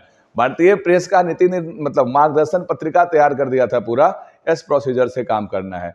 पिंडारी कौन थे, महाराष्ट्र में पर्टिकुलरली मराठों के साथ लड़ने वाले एक सेना का दल था जो किराए पे लड़ते थे, पैसे के लिए लड़ते थे, लूटपाट युद्ध के बाद करते थे, वो पिंडारी थे। पिंडारियों का अंतिम रूप से दमन किया गया, क्योंकि पिंडारी बाद में लुटेरे बन जाते हैं। जब मराठों का हो जाता है अंत, तो वो पिंडारी फिर लूटपाट मचाते हैं, तो उनका भी अंत कर दिया जाता है। पिंडारियों का दमन करने का श्रेय किसको जाता है, लॉर्ड हेस्टिंग्स। तो धीरे धीरे याद हो रहा है, माहौल बन रहा है। चलिए बहुत अच्छा माहौल है। एमहर्स्ट पे आ जाइए आप। एमहर्स्ट, आपको कंफ्यूजन यही रहेगा कि विलियम बेंटिक कब आया। बिल्कुल आया, आते ही विलियम बेंटिक ने क्या किया, सती प्रथा खत्म कर दिया क्या, कि आने के बाद अगले साल किया या उसी साल किया, 1829 में। 1828 में आपको कहां कंफ्यूजन है, कुछ हुआ था क्या 1828 में, किसका, आर्य समाज की स्थापना राजा राम मोहन राय ने किया। अरे नहीं, ब्रह्म समाज का किया। हाँ, मैंने आर्य समाज बोला, तुम लोग हाँ हाँ बोलेंगे तो मैंने नहीं, गलत नहीं बढ़ना है। अभी कल के परीक्षा कोई हुआ था, उसमें आया हुआ था, प्रार्थना समाज का स्थापना आत्माराम पांडुरंग, आर्य समाज का स्थापना स्वामी दयानंद सरस्वती, ब्रह्म समाज का स्थापना राजा राम मोहन राय 1828 में। चलो बहुत अच्छा बात है। 1828 का आपको ध्यान रखना है, इंपॉर्टेंट इवेंट है। कौन आया है, विलियम बेंटिक। तो भैया 1828 में विलियम बेंटिक आया है, तो एकदम अच्छे से रिमेंबर कर लेना है आपको कि भाई 1828 तक कौन रहा होगा, एमहर्स्ट। एमहर्स्ट का नाम आए तो आपके दिमाग में दो ही बात आना चाहिए, आंग्ल बर्मा प्रथम युद्ध, प्रथम आंग्ल बर्मा युद्ध, आंग्ल बर्मा युद्ध, प्रथम आंग्ल बर्मा युद्ध। 3 आंग्ल बर्मा युद्ध हुआ है, एक आपका एमहर्स्ट के टाइम में, एक डलहौजी के टाइम में, और एक आपका डफरिन के टाइम में। 3 आंग्ल बर्मा युद्ध, एक एमहर्स्ट के टाइम में, एक आपका डलहौजी के टाइम में, और एक आपका डफरिन के टाइम में। एक आपका कांग्रेस का निर्माण जब डफरिन के टाइम में हो रहा था तो एक आंग्ल बर्मा युद्ध हुआ था, एक आंग्ल बर्मा युद्ध एमहर्स्ट के टाइम में हुआ है, और एक बाल आंग्ल बर्मा युद्ध हुआ है इगू वाला युद्ध डलहौजी के टाइम में। पता नहीं कि डलहौजी का टाइम है कब, तो हम देखेंगे, डलहौजी को भी देखेंगे, एक को नहीं छोड़ने वाले हमें। अब देखिए आपका हेस्टिंगस क्लियर हो गया, यहां से एमहर्स्ट क्लियर हो गया, यहां से विलियम एमहर्स्ट में क्या क्लियर हुआ, बोले कुछ नहीं हुआ। प्रथम आंग्ल बर्मा युद्ध का समापन किससे हुआ था? एंडूब। क्या कौन सा संधि हुआ था? एंडूब की संधि से। कब हुआ था? 1824 से 26 युद्ध चला था, 14 से 16 युद्ध चला था, 24 से 26 युद्ध चला था।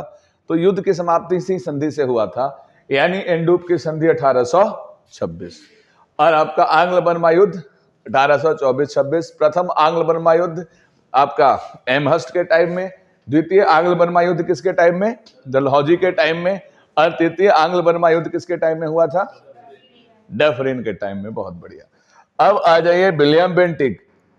विलियम बेंटिक 1828 से लेकर के आपका 1833 तक ये आपका रहा गवर्नर जनरल बंगाल का। उसके बाद क्या बन जाता है? भारत का गवर्नर जनरल घोषित होता है। भारत का प्रथम गवर्नर जनरल घोषित होने वाला बिल कौन सा था? 1833 का। 1833 के चार्टर के तहत क्या होता है? ये भारत का गवर्नर जनरल घोषित कर दिया जाता है। और उसी के समय आपका लॉर्ड मैकाले आते हैं विधि सदस्य के रूप में नियुक्त होकर के इसके गवर्नर जनरल के काउंसिल के अंदर, और वही बाद में मैकाले मैन्यूट्स देते हैं शिक्षा के लिए। मैकाले मैन्यूट्स का संबंध किससे है? शिक्षा से। मैकाले कोड का संबंध किससे है? तो आपका अपराध संक्रिया कानून का पुस्तक सीआरपीसी और आईपीसी वगैरह लिखा गया है, वो सब किसने कंपाइल किया? मैकाले ने। तो आपका सजेशन देने के लिए बुलाया गया था। तो मैकाले किसके समय में आए? William Bentinck. विलियम बेंटिक के 1333 से 35 वाले फेज में, पहला फेज में नहीं, ध्यान रखिएगा। तो पहला फेज में विलियम बेंटिक ने क्या किया? सुधारवादी कार्य। विलियम बेंटिक कुल व्यक्ति है, तो ठगी प्रथा और सती प्रथा। सती प्रथा उन्मूलन में राजा राम मोहन राय, ठगी प्रथा उन्मूलन में भी, परंतु ठगी प्रथा उन्मूलन में तुम ध्यान रखना कैप्टन स्लीमैन के मदद से, कैप्टन स्लेमैन के मदद से ठगी प्रथा का अंत किया गया। और विलियम बेंटिक ने राजा राम मोहन राय के रिकमेंडेशन पे आर्टिकल बना करके 1829 में सती प्रथा को गैर कानूनी घोषित कर दिया। आ गया बात समझ में? और क्या क्या काम हुआ उस दौर में विलियम बेंटिक का? तो विलियम बेंटिक देखेंगे आपका दोनों काम कर देता है। पहले क्या करता है? सती प्रथा को उन्मूलन, ठगी प्रथा का? सती प्रथा, उसके बाद ठगी प्रथा का। ये दो काम किया है विलियम बेंटिक ने। किस हैसियत से? बंगाल के गवर्नर जनरल के हैसियत से। बाद का जो काम है आपका किस हैसियत का रहता है? तो ये रहता है आपका भारत का गवर्नर जनरल के हैसियत से। अब हम यहां पे आएंगे तो देखेंगे एक चीज, 2 वर्षों का कार्यकाल है। अब इस कार्यकाल में काम बहुत सारे होंगे। पहला काम तो यह होगा कि मैकाले को विधि सदस्य के रूप में नियुक्त कर दिया जाता है, और आपका बहुत इंपॉर्टेंट रहता है कि मैसूर और कुर्ग के क्षेत्र को विलियम बेंटिक ही हड़पता है। तो राज्य हड़प नीति आने वाला है, उसका डेमो विलियम बेंटिक दे जाता है कुशासन के आरोप लगा करके। और एक चीज आप बिल्कुल ध्यान रखिएगा, किसी के समय क्या हुआ था? 1833 का एक्ट आया था जिसमें कि कंपनी का व्यापारिक अधिकार पूर्णतः समाप्त कर दिया गया था। अंशतः 1813 में और पूर्णतः किया गया था 1833 में। और 1833 में यह भी कर दिया गया था आपका क्या? तो कोवेंटेड पोस्ट का सिस्टम, नाम, लिंग, जाति भेद इत्यादि के आधार पर भेदभाव न करते हुए और सिविल सर्विसेज के अंदर में सबको बराबर का वो दिया जाएगा। तो खैर याद रखिएगा, मैकाले विधि सदस्य के रूप में इन्हीं के समय आया था। मैकाले मैन्यूट्स किससे जुड़ाव रखता है? शिक्षा से। मैकाले कोड किससे जुड़ाव रखता है? कानून व्यवस्था से। ये सब इनके टाइम में मैकाले कोड्स लिखा गया था। हालांकि सीआरपीसी आईपीसी बाद में आएगा कौन? 56 में, बाद की बात है वो। लेकिन मैकाले मैन्यूट्स इसी के टाइम में आया था। और क्या आया था उसके अंदर? मैकाले ने बोला था कि किसमें पढ़ाओ पढ़ाई? अंग्रेजी में। अंग्रेजी को शिक्षा का माध्यम बनाने का सजेशन दिया था मैकाले में।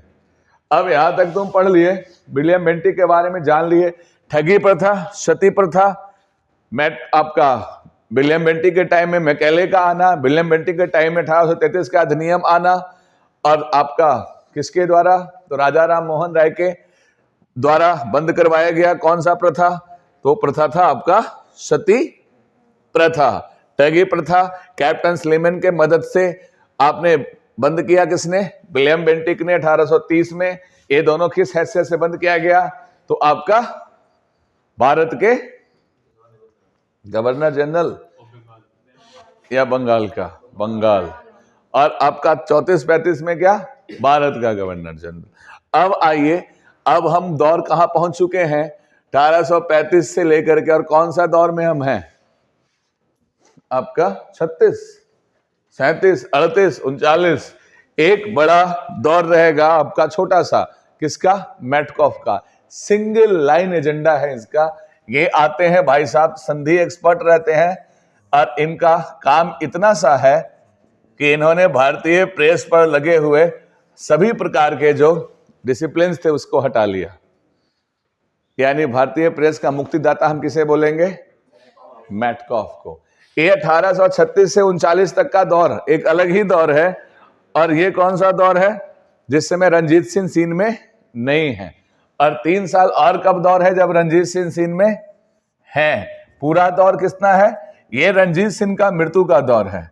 रंजीत सिंह का मृत्यु, राजा रंजीत सिंह का की मृत्यु यहां पे होता है। और ये है कौन, यहां पे मैटकॉफ है। अब ध्यान रखना है भैया, ये दौर किसका है, 1843 में एक दौर और आएगा।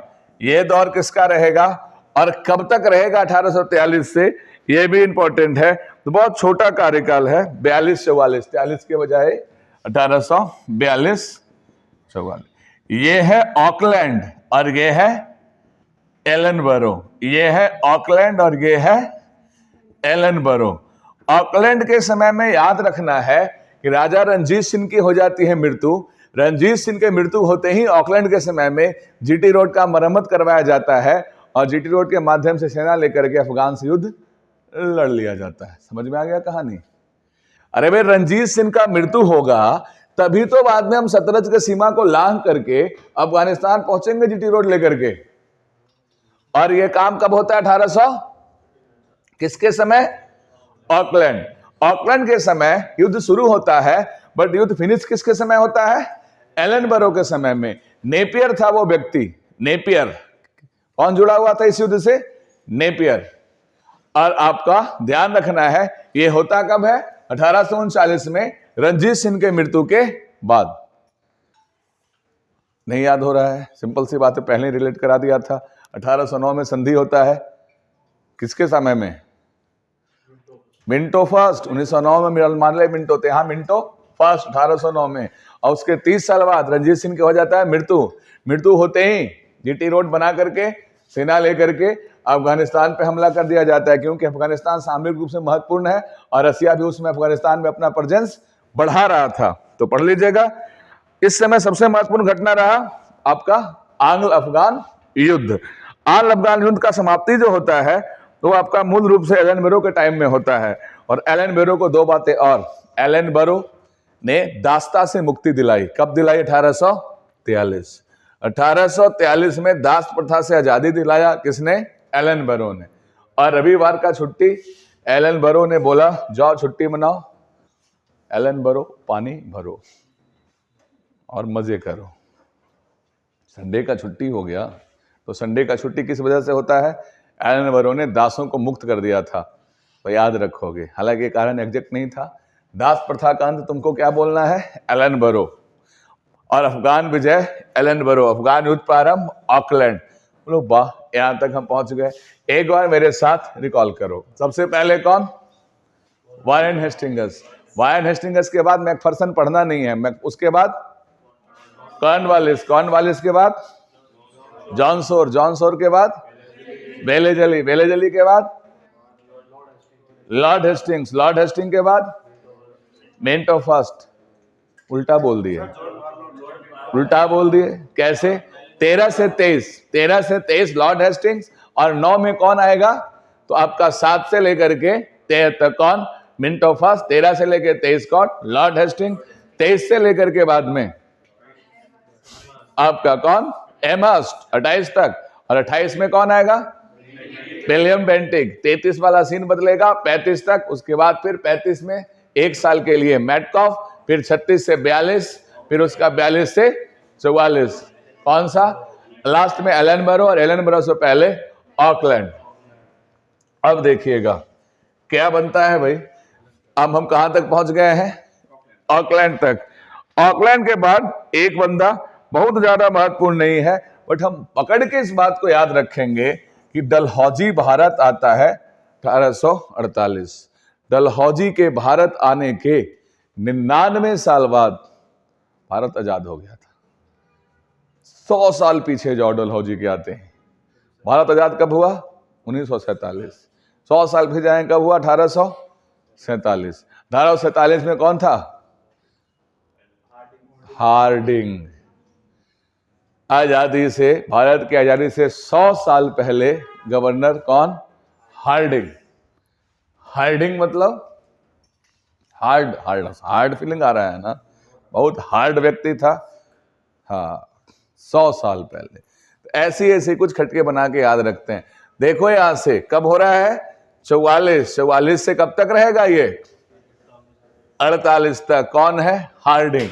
अब हार्डिंग के टाइम में क्या होता है? एक प्रथा का बंद समाप्ति होता है, हार्ड डिग। हार्ड डिग मतलब गहरा गड्ढा खोदने वाला, और गहरा गड्ढा खोदना मतलब गड्ढा खोद करके व्यक्ति को डाल देते, नर बलि देते थे। तो नर बलि को कौन बंद किया? हार्डिंग। और खोंद जनजाति जो उड़ीसा की है, आज के दौर में भी नर बलि को लेकर के बहुत ज्यादा बदनाम है। फिर भी सरकार काफी धरपकड़ करती है, फिर भी वो नर बलि आज भी देते हैं कि उनका भगवान उससे खुश होते हैं। खोंद जनजाति उड़ीसा के, क्या पता ऐसे विस्मयकारी प्रश्न आ जाते हैं परीक्षा में। खोंद खोंद, और थोड़ा पढ़ना हो तो बोल करके देख लेना। खोंद जनजाति उड़ीसा की, ये क्या करते हैं? आज भी नरबली देते हैं। तो नरबली प्रथा से हार्डिंग का जुड़ाव है, याद रख लेंगे इसके समय में नरबली प्रथा। और एकदम बहुत महत्वपूर्ण बात है, अब जब सब कुछ पढ़ ही रहे हो तुम, तो आंग्ल सिख युद्ध भी पढ़ लेना। प्रथम आंग्ल सिख युद्ध, हार्डिंग। बहुत हार्ड गड्ढा खोदा। कहा?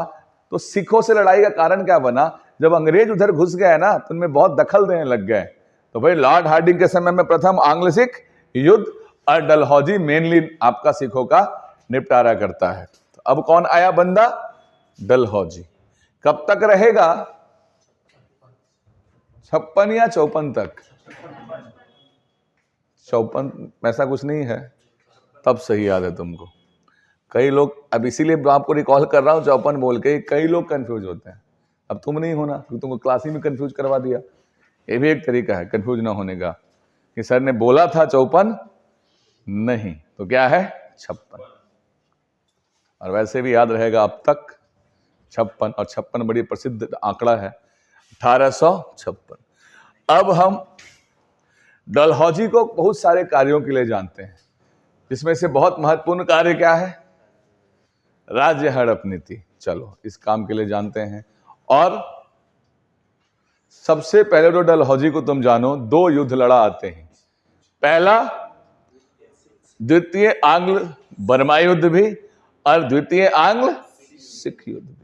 अब बात आती है पहले कौन सा युद्ध रहा, पहले सिख युद्ध या पहले बर्मा युद्ध? तो आप याद रखिए, आते ही द्वितीय सिख युद्ध लड़ा था, और सबसे पहला काम चिलियानवाला वाला लड़ाई, और आपका सिखों का अंतिम रूप से उन्मूलन। तुमसे पूछा जाए सिखों का अंतिम रूप से सरेंडर किसने करवाया? डलहौजी ने। आपसे पूछा जाए आंग्ल बर्मा युद्ध में पीगू वाला लोअर बर्मा युद्ध, बर्मा को पूरा ही कब्जा लिया इन लोगों ने, पहले थोड़ा सा हिस्सा रखा, फिर तो लोअर बर्मा वाला इलाका भी कब्जा लिया ये सारा। ये अपर बर्मा था, ये तो भारत से जुड़ा हुआ था, लोअर बर्मा भी निपटा दिया, ये वाला इलाका देखो, अभी पीगू वाला इलाका सारा, तभी तो मांडले जेल अपने हिस्से में आ गया था। लोअर बर्मा युद्ध किसके समय हुआ था? एक बार द्वितीय बर्मा युद्ध नहीं बोलेंगे, ये हुआ था डलहौजी के समय। तो डलहौजी सिर्फ राज्य हड़प नीति के रूप में नहीं देखना है डलहौजी को। डलहौजी सबसे पहले आया, 2 युद्ध लड़ा, दोनों ही 2 नंबर का युद्ध था। 2 नंबर मतलब डुप्लीकेट नहीं, पहला था सेकंड आंग्ल बर्मा, पहले सेकंड आंग्ल सिख युद्ध और दूसरा सेकंड आंग्ल बर्मा युद्ध, याद रख लेंगे। 1852 में आपका सेकंड आंग्ल बर्मा युद्ध है, 1800 आपका 48 आया, 49-50 तक आपका सिखों का समापन, शक्ति का समापन हो चुका था। सिख तो हमारे भाई अभी तक विराज रहे हैं धरती पर और 1000 करोड़ साल तक और रहे, है ना। चलिए आगे बढ़ते हैं, कहां तक पहुंचे, डलहौजी में कहां तक पहुंच गए, 1852, साल दर साल बढ़ते चलो। 1852 के बाद डलहौजी ने ना कुछ विकासात्मक कार्य भी किया है। उसको ऐसे नहीं देखना चाहिए कि डलहौजी कोई भारत का समर्थन करना चाह रहा था। उस समय तक भारत के गांवों में रीच नहीं बन पा रहा था और एक समय सेल आके रुक गया था प्रोडक्ट्स का। तो डलहौजी चाह रहा था कि संचार और कम्युनिकेशन का माध्यम विकसित हो। तो ट्रेन सबसे पहले किसके समय चला, डलहौजी, 1853 या 54, 53, मुंबई से ठाणे, पेनिसुलर रेलवे का काम था। आगे बढ़िए, फिर कौन हुआ, फिर इसके बाद सब तार वाला सर्विसेज, टेलीग्राफिक सेवा, तार वाला सर्विसेज कब शुरू हुआ, किसके समय में स्टार्ट हुआ, डलहौजी के समय में स्टार्ट हुआ। बहुत बढ़िया बात है। तो ध्यान दीजिएगा, डलहौजी के समय में सार्वजनिक निर्माण विभाग ही बना दिया गया था और इसी के समय आपका क्या स्टार्ट होता है, 1853 में ही। तो तार वाला सेवा कहां से कहां शुरू हुआ था, तार सेवा, हाँ, आगरा से कलकत्ता, कलकत्ता से आगरा, यही सब पूछेंगे जो कम पूछा जाता है क्वेश्चन। तो डाक सेवा पढ़ लिया हम लोगों ने। इसके बाद पढ़िएगा सार्वजनिक निर्माण विभाग किसके समय बना था, डलहौजी। सार्वजनिक निर्माण, पब्लिक वर्क डिपार्टमेंट अलग से विभाग का गठन हुआ था डलहौजी के समय में। इंपॉर्टेंट ये भी हो जाता है डलहौजी को समझने के लिए कि सबसे पहले आप ये देखिए कि पोस्ट ऑफिस एक्ट पारित किया गया था, उससे पहले ही आपका देखेंगे क्या हो गया था, तार सेवा स्टार्ट हुआ था। एक चीज और ध्यान रखिए, डलहौजी जो था इसको क्या बोलते हैं, सबसे क्रूर शासक के रूप में याद करवा दिया जाता है हमें, बट डलहौजी क्या करना चाह रहा था, डलहौजी चाह रहा था क्रूरता ये अपनी जगह है और अपने साथ साथ पैसा भूसा कमाना अपने जगह, हमारे फायदे के लिए नहीं बना रहा था रेल, इसलिए कि भारत के अलग हिस्से में विद्रोह हो सकता है, उसको दबाया जा सके। और अगर डलहौजी ट्रेन नहीं चलाया होता तो 1857 की क्रांति के समय बहुत सारा फायदा अंग्रेज दबाने में नहीं उठा पाते। तो डलहौजी दूरदर्शी भी था। तुमको लगता हो कि डलहौजी मतलब कोई पगला टाइप का आदमी जो युद्ध लड़ रहा है, सिर्फ नहीं। अब आते हैं, राज्य हड़प नीति किसने चलाया, डलहौजी। तो पीछे से कुछ और नीतियां पढ़ा गया हमारे द्वारा। रिंग ऑफ फेंस किसने चलाया, वारेन हेस्टिंग्स। बेलेजली ने क्या चलाया, सहायक संधि। डलहौजी ने क्या चलाया, डॉक्ट्राइन ऑफ लैप्स, यानी राज्य हड़प नीति। सबसे पहले राज्य हड़प नीति के तहत किसे निपटाया गया ना, पंजाब को युद्ध के दौरान सतारा, जैतपुर, संभलपुर, बघात, उदयपुर, तब झांसी। हमको लगता है सबसे पहले झांसी की रानी को निपटारा हुआ। झांसी तो बहुत बाद में, और यही तुमको याद करवाऊंगा कि झांसी के रानी को निपटारा गया 1853 में, जिस साल ट्रेन चला था। कनेक्शन के थ्रू याद रखना। परीक्षा में देख रहे हो कैसे पूछ रहे हैं, ईस्वी सन पूछ रहे हैं 1853 में। और ध्यान रखिए, अंतिम रूप से जिसके बाद खेला पूरा बिगड़ गया था, यह भी परीक्षा में आ चुका है। अंतिम रूप से किसे निपटाया गया था, अवध, 1856। तो अंतिम शिकार आजकल पूछ रहे हैं परीक्षा में। राज हड़प नीति का प्रथम शिकार सतारा, और अंतिम शिकार कौन रहा, और 1857 क्रांति के बाद 1858 के आपका भारत शासन अधिनियम में राज हड़प नीति को खत्म कर दिया गया था। ठीक है, तो अंतिम रूप से शिकार कौन रहा, अवध। और अवध से पहले नागपुर और उससे पहले झांसी, 1853 में। और पहले आपको याद हो गया, सतारा, जैतपुर, संभलपुर, बघात, उदयपुर, झांसी। 2-4 बार पढ़ने से याद हो जाता है, 5-6 बार पढ़ लो नहीं होता है तो। चलिए यहां तक हम पहुंच गए। डॉक्ट्राइन ऑफ लैप्स को समझा, पहले आगे का काल देख लिया। वाजिद अली शाह का समय का सिचुएशन था 1856। क्लियर है यहां तक। अब देखेंगे कि और क्या चीजें हम समझ सकते हैं डलहौजी के विषय में। सार्वजनिक निर्माण विभाग की स्थापना करने वाला, ट्रेन चलाने वाला, तार चलाने वाला, डॉक्ट्राइन ऑफ लैब्स के तहत राजधानी शिमला हस्तांतरित किया, तोपखाना कलकत्ता से स्थानांतरित करके मेरठ लाया। मेरठ तोपखाना लाने का क्या प्रयोजन था? तो उस समय कलकत्ता में धीरे धीरे विद्रोह शुरू हो चुका था बैरकपुर में, ध्यान होगा, बैरकपुर छावनी वाला विद्रोह। बैरकपुर कहाँ है? कलकत्ता के पास। तो दूरी भी बहुत हो जा रहा था, आवागमन का इतना फास्ट सुविधा आज जैसा था नहीं। तो राजधानी कहाँ बना लिया, मतलब तोपखाना कहाँ ले आया? सेंट्रल भारत के अंदर, कलकत्ता से हटा करके कहाँ लाया गया? मेरठ के अंदर तोपखाना बनाया गया। और ग्रीष्मकालीन राजधानी कहाँ बनाया गया? गलती से तुम हरमीट ऑफ शिमला डलहौजी को मत बोल देना।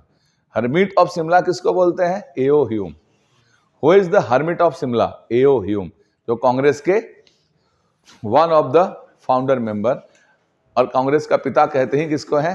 एओ Hume. A O Hume was a civil servant, वो एक आपका नागरिक सेवक थे, सिविल सेवा, आईसीएस, मतलब जो भी सिविल सेवक थे, आईएएस वाईएएस को आज बोलते हैं ना सिविल सर्वेंट। तो यहां तक एकदम क्लियर है, फटाफट क्लियर है आपका सारा मामला। तो चलिए एक बार डलहौजी को दोबारा से देख लो। डलहौजी के समय में आपको ध्यान रखना है क्या हुआ है। सबसे पहले आंग्ल सिख युद्ध, आंग्ल बर्मा युद्ध, हाँ दूसरा दोनों ही है। डलहौजी के समय में राज हड़प नीति शुरू हुआ है। राज हड़प नीति के दरमियान देखा गया कि रियासतों के पास ऐसी बहुत सारी जमीन है जिनका कोई लेखा जोखा नहीं है। तो इनाम कमीशन बनाया गया, किसके लिए? ऐसे लैंड जिसका कोई लेखा जोखा नहीं है, उनका खोज खबर लेने के लिए। किसके समय में बना? 1852 में डलहौजी के समय में बना। आपका 53 के अंदर क्या होता है? तो आपका ट्रेन चलता है बंबई से ठाणे। 53 के अंदर ही क्या होता है? कलकत्ता से आगरा तार। 1854 के अंदर पोस्ट ऑफिस एक्ट पारित। 1854 के अंदर सार्वजनिक निर्माण विभाग अलग बना दिया जाता है। 1856 में आखिरी शिकार अवध को बनाया जाता है। 1856 में डलहौजी भारत से निकल जाते हैं। अब आप देखोगे इसी के समय में एक बहुत इंपॉर्टेंट घटनाक्रम और रहा था, शिक्षा को लेकर जोड़। शिक्षा को लेकर के 4-5 बातें याद रखना तुम। पहला, शिक्षा का काम शुरू होता है 1813 में, जब 1 लाख रुपया शिक्षा पर खर्च करने के लिए दिया जाता है।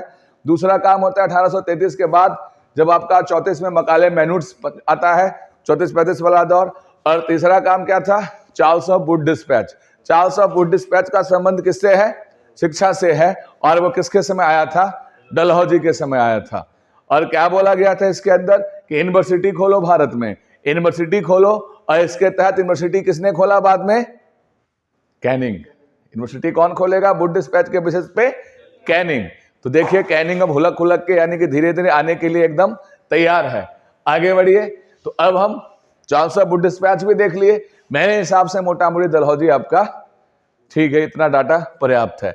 अब हम आएंगे डलहौजी से आगे बढ़ेंगे तो क्या हो जाएगा आपका? कैनिंग। और देखिए कैनिंग को, अब कैनिंग में हमें क्या पढ़ना है? बहुत आसान है। कैनिंग का 2 हिस्सा बांट दो। पहला 1856 में कैनिंग आया। 1856 से 1857 11 मई की क्रांति से पहले का गणित 75 लिख दिया, 57 क्रांति घटित हुआ। 1858 में भारत शासन अधिनियम आया और उस शासन अधिनियम के तहत क्या कर दिया गया? वायसराय बना दिया गया। और उसके बाद का गणित, यानी दोनों अलग अलग है। अब अगर हम तुमसे पूछें कि कैनिंग का पूरा कार्यकाल कितना रहा है, तो 58 तक वायसराय के, 57 तक पूरा, 56 से लेकर 57 58 तक ही बोल दो। किस हैसियत से? तो आपका आखिरी भारत का गवर्नर जनरल 1858 से 62 तक किस हैसियत से? तो आपका वायसराय के हैसियत से रहा। इतना बात आपको समझ में आ रहा है? तो इतना बात अगर आपको समझ में आ रहा है तो बहुत आसानी से आपको याद करा दूंगा। 1856 में सबसे पहला काम यही होगा ही कि भैया would of dispatch, Charles of Wood dispatch बोलते हैं, जिसके तहत यूनिवर्सिटी खोला गया। तो कौन सा यूनिवर्सिटी और कहां यूनिवर्सिटी खोला गया? 3 यूनिवर्सिटी बने। कौन कौन यूनिवर्सिटी बना? कलकत्ता, मुंबई और, बहुत बढ़िया। अब ध्यान देने वाली बात यह है, हाँ 1800, वो कोर्ट है, वो कोर्ट है। नहीं नहीं, यूनिवर्सिटी भी बना है, कोर्ट बाद में। हाँ, यूनिवर्सिटी अलग और court, don't confuse with this two data. हाँ हाँ, दोनों इसी से जुड़ा हुआ है। लेकिन कोर्ट बनता है किससे में है? वायसराय के हैसियत से।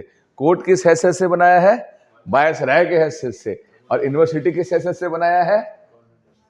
ऐसे करके पढ़ोगे ना, देना मतलब क्रिस्टल क्लियर रहना चाहिए, किसी तरीके का कोई कंफ्यूजन नहीं।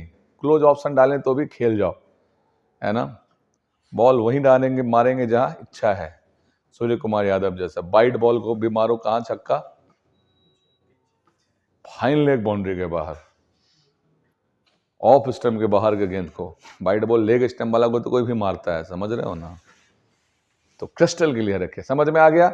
अब देखिए, अब यहां पे सिपाही विद्रोह हो जाता है। महान ग्रेट रिवॉल्ट 1857, उस पर एंट्री न करें एक बार के लिए और यहां तक रोकें खुद को। तो यहीं पे पढ़ेंगे सबसे पहले रुक करके।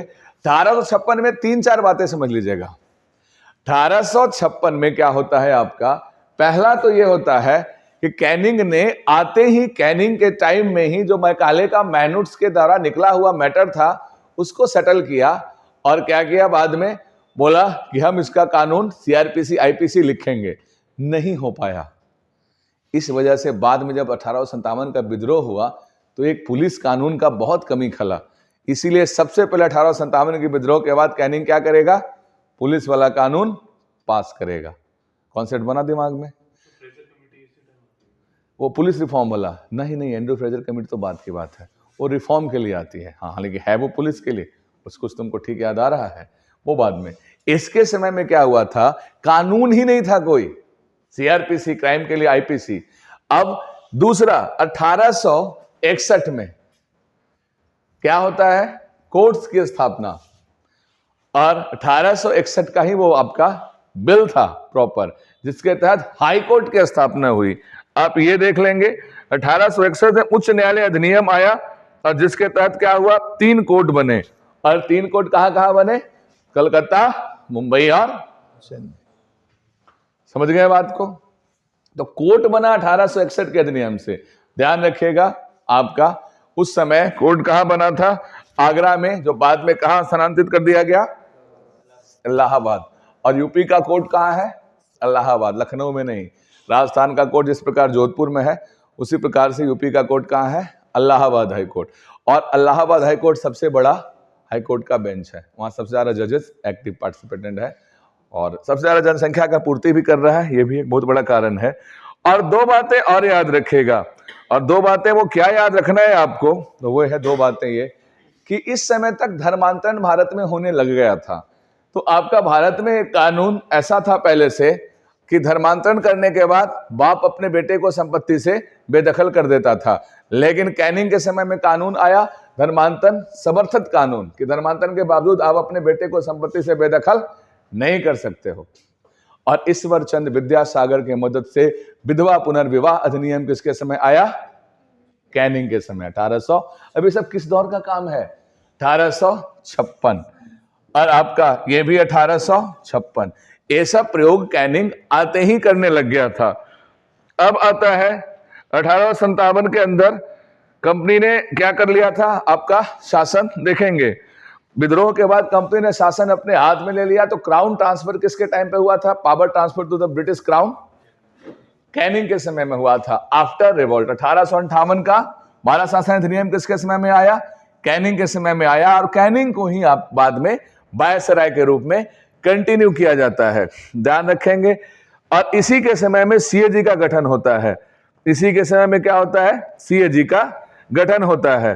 और देखेंगे आप बाद में कि 1858 में क्या होता है? कुछ काम बहुत इंपॉर्टेंट होता है। जैसे पहला इंपॉर्टेंट काम, डॉक्ट्राइन ऑफ लैप्स खत्म कर दिया गया। दूसरा इंपॉर्टेंट काम, गवर्नर जनरल का पद समाप्त कर दिया गया। तीसरा इंपॉर्टेंट काम, सेना में रिफॉर्म करने के लिए पिल आयोग बनाया गया। चौथा इंपॉर्टेंट काम यह होता है कि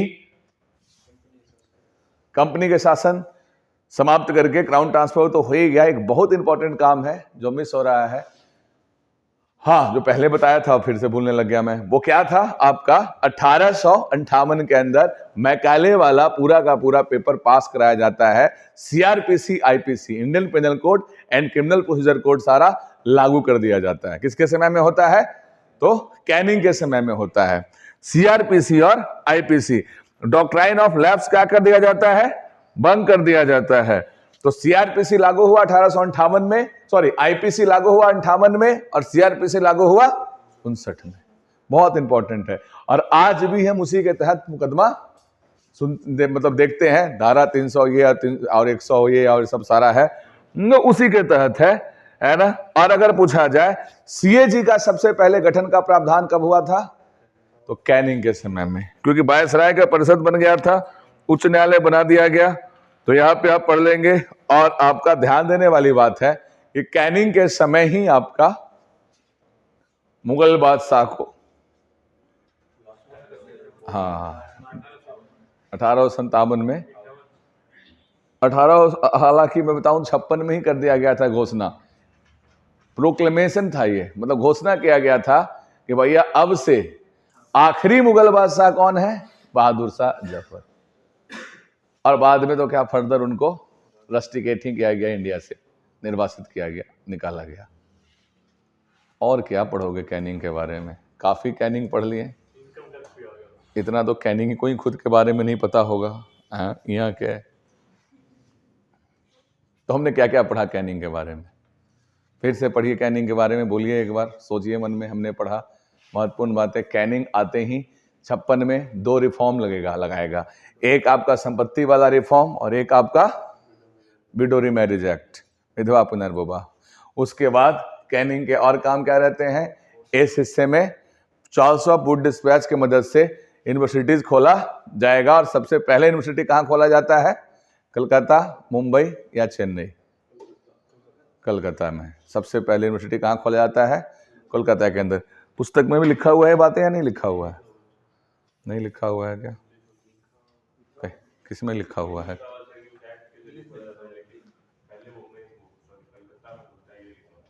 कोई बात नहीं, अच्छी बात है, नहीं लिखा हुआ अपन याद कर लेंगे। आगे बढ़ते हैं। 1858 में सत्येंद्र सामंत का विद्रोह होता है।